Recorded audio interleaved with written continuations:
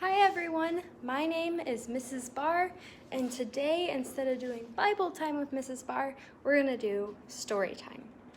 So this year's chapel theme is Heroes of the Faith. And you have already learned about one hero of the faith by learning about Miss Wenslow's pastor friend.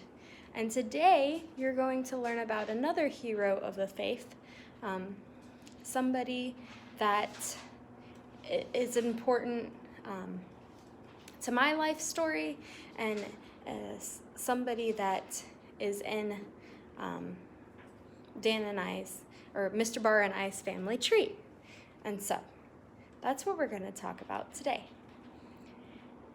So in 1956, way before even your parents were born, there were 5 missionaries: Jim Elliot, Roger Youderian, Pete Fleming, Ed McCauley, and Nate Saint. 5 missionaries. Now these were not spectacular guys. They didn't have any superpowers or anything like that, like what we might think of. But God used them in an amazing way. Now, the one person out of the 5 men that my family, or Mr. Barr's family specifically, is connected to is Nate Saint. So I'm telling the story from the perspective of what I've read from his son, what videos I've watched, and just coming from that side of it. So in 1956, there were 5 missionaries, and they all ended up being based in Ecuador. Some of them knew each other beforehand from like college, and some of them just got to know each other because they were on the mission field together. Now, they were originally at different bases, but they found out that they all had the same calling to reach one specific people group. So they moved closer together so that they could work on meeting this one specific people group. And that people group back then was known as the Aucas, which in Quechua means naked savage. So in 1956, though, that's when all their plans and their ideas and everything came together. They sat down together and said, we want to reach these people with the gospel, but we know that those that have tried to reach them before have not had the best outcome, or have not had a good outcome. What's a good approach to let them know that we're friendly and that we're loving, and then maybe have the opportunity someday to get on the ground and really just share the gospel with them. So Nate Saint was the pilot in this group, and so he thought of a way to take his airplane and rotate his airplane like this, and then have a rope with a bucket on it. And so his plane would be going around like this, and the rope would come down, and then that bucket would just stay in one place. So they came up with different things that they thought the Waodani or the Aucas would see as gifts, and they would put them in the bucket. They flew over the first time, and then they found the village, and they were so excited about finding the village. And so after they found the village, then they said, okay, we're going to go by and we're going to drop a gift. And so he would be flying the plane like this and then drop the gift, and then they would accept it. And they did this a few times, and actually probably more than a few. And the people started giving gifts back. Once they put a headdress in the bucket, another time they put a parrot or a bird, and they were just having really good contact and really good communication. And so the missionaries were really encouraged, and their families were really encouraged. And so all of these good connections were happening. They said, well, maybe it's time to try to make some contact in person and on foot.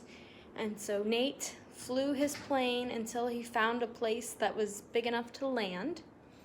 They found a beach that was close to where the Auca lived, and they made plans to go and to stay at that beach. They flew in a tree house, and they stayed in that tree house, and they flew in the supplies, and they said, okay, we're gonna make camp here and stay here until they come to visit. Well, they came to visit after a couple of days. They still knew them as the Aucas. The Aucas came and visited. There was 3 of them. There was a young lady and a young man and an older woman that they later found out was their chaperone. Now, these people were just curious. They wanted to know what was going on, what these missionaries were up to. They didn't know what a missionary was. They just didn't know. They were just curious. This is the first time they had ever seen, an airplane on the ground. This is the first time that they had ever been that close up to people that looked different than them. The Aucas did not wear clothes, so they were like, these other people are wearing clothes, and they brought, these foods that they had never eaten, and so they were just surprised. And one of them got to go in a ride up in the airplane, and they had a good time. And the missionaries were very encouraged. And then the older woman left first, and then the younger 2, Auca left second. And, the missionaries were encouraged. They shared with their wives that, we've made contact, and it was great to see them. They had no idea what was happening next in the tribe.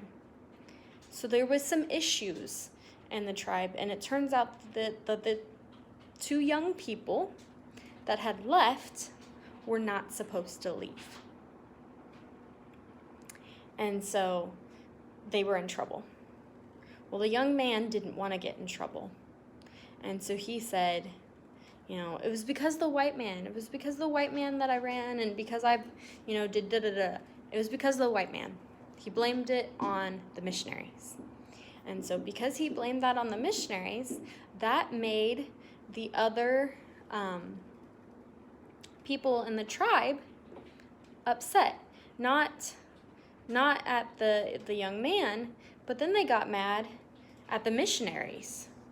And so they decided that they were going to go and they were going to spear these missionaries. So they come to the beach where the missionaries are with their spears, and at first the missionaries are like, yay, they're back, we're so excited to see them. But then they noticed, wait, there's more of them. They have spears, like, what's going on? And so they kind of, started to back up from the situation. And then we don't know what order they were speared in, but all 5 missionaries were speared to death. So a spear is that long piece of wood that's sharpened. They were, it went in them and killed them. One of the missionaries tried to shoot a gun, not to shoot the Auca, but to say, for help. But the 5 missionaries were killed. And so it would have been a very sad story if that's where it had ended. But that's not where it ended. After the missionary wives found out what happened to their husbands, they were sad. But they still wanted to figure out how to reach these people.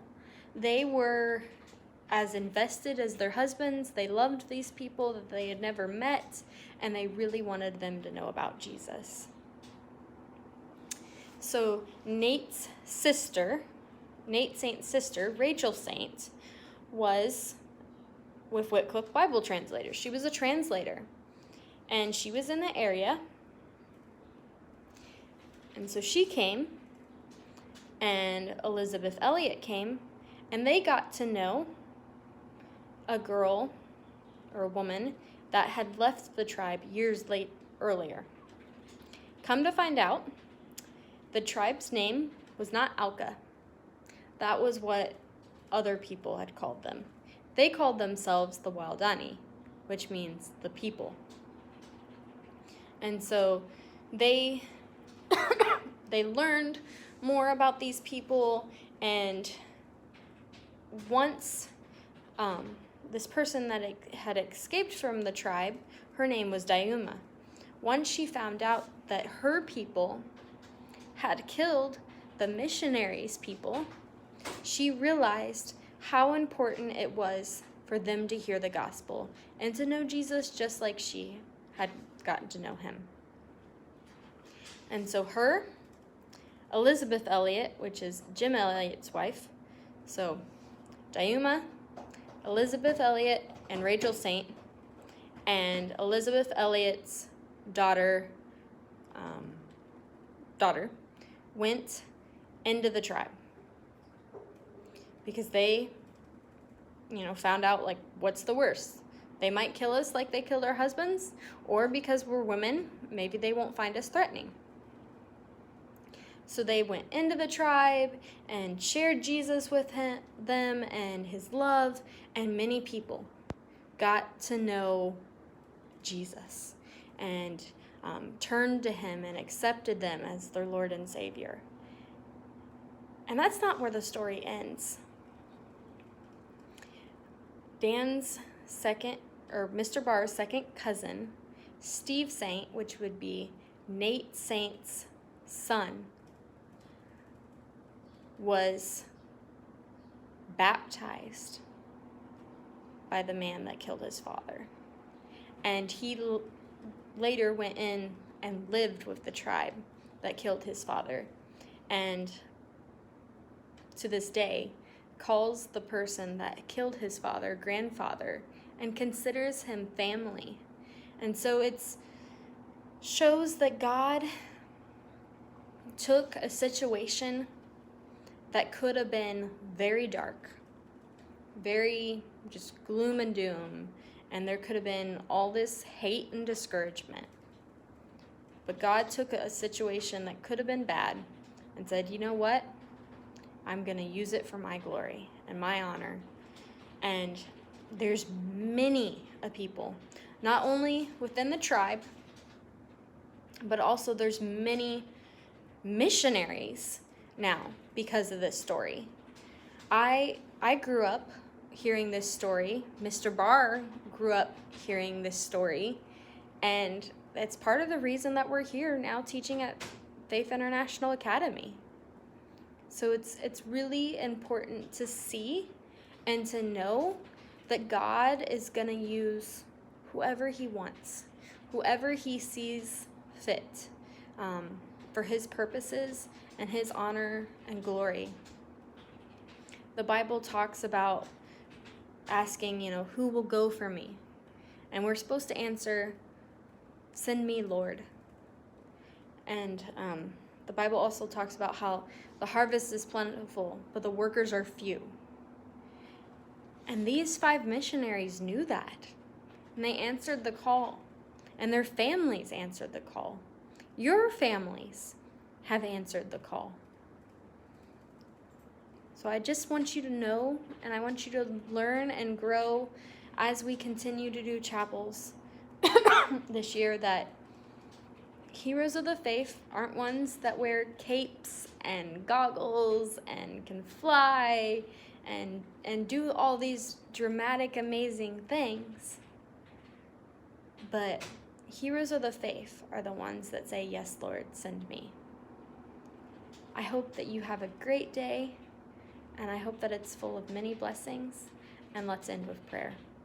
Dear Lord, I thank you for these students. I thank you for the blessing that they are, Lord. I just pray that you'd bless them. Show them that they can be a hero of the faith. Show them how they can share the gospel and share your love. And I just pray that for those that do not know you, that they would come to know you soon. Pray all these things in your name. Amen. God bless. Bye.